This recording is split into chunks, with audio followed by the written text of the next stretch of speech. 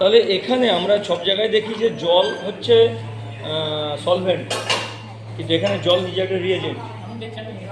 একটা small piece যেমন দেখতে হয়, দেখো স্টোনের মতো, এটা ওর মধ্যে অ্যাড করো। অ্যাড করার পর দেখতে পাচ্ছি রিয়াকশান শুরু হয়ে গেল এবং প্রচুর গ্যাস তৈরি হচ্ছে, সাথে সাথে আটকাচ্ছি না আমরা। কেন বলো তো, ভেতরে এয়ারটা খানিকটা রিপ্লেস হতে দাও গ্যাসটা দিয়ে, নাহলে কী হবে, এর মুখ দিয়ে খালি এয়ার বেরোবে। তো খানিকটা এয়ার রিপ্লেস হলো, তারপরে মুখটা বন্ধ করলাম। এবার গ্যাসটা কোথা থেকে বেরোচ্ছে, এই নজল দিয়ে। তো প্রথম দিকে গ্যাসের স্পিড খুব বেশি থাকে, তখন এটা জ্বালানো মুশকিল হয়ে যায়।